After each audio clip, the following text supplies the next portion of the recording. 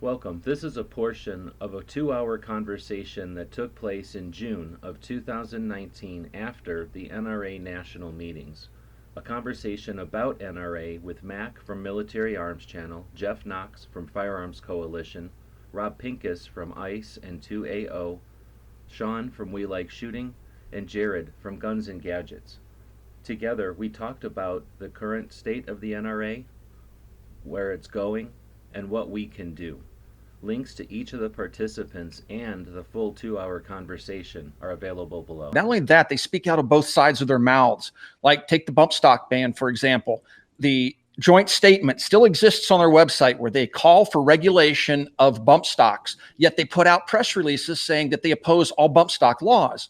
Yet show me one lawsuit where they actually challenged one of the state laws before the federal government did it through executive fiat. They speak out both sides of their mouths. They're trying to pull the old Clinton politician stuff where when he's speaking to a group of college students, he has his hair colored. The next day he's speaking to a group of senior citizens in Florida and he's got his natural silver hair. That's exactly the same stuff that the NRA does. They pander to their audience and there's just this humongous core that isn't active in social media that keeps feeding the machine because they just want to wear that NRA patch.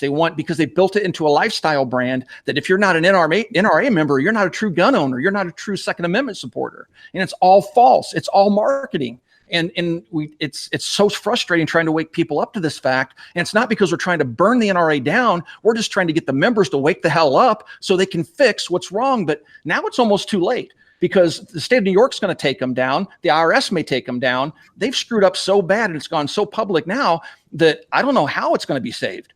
And they're hemorrhaging money to the lawyers at this point, just hemorrhaging over $2 million a month at this point. Well, they claimed last year that they lost 40 million. They're 40 million low on revenue. What was the number?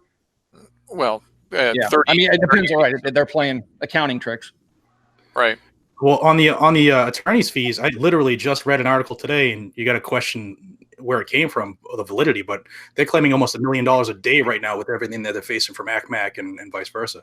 Wow, that's your money well spent, isn't it? Those dudes you send in, and they fill up your mailbox with a bunch of junk, and all that costs money. And when Wayne's off flying around the Bahamas and everything else he does, going to Russia. And that's where your dues money's going to buy him suits. They have lavish parties. I've seen them. They live like royalty. They're not spending the money the way you think they are. The executives make more money than the ILA has for an annual budget.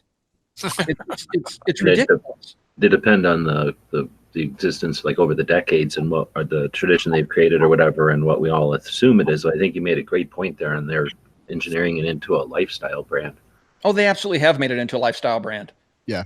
When we think about, go ahead, Shawn. I was just going to say that's a big problem is the message has been lost and the message has not changed with the times. I mean, 2016 millennial and Gen X voters, they outnumbered boomers in the older generation for the first time pretty much that anyone remembers in recorded history, at least since 1980 in the poll that I saw. And the NRA is still marketing to the older generation, the people who historically have donated to stuff like that.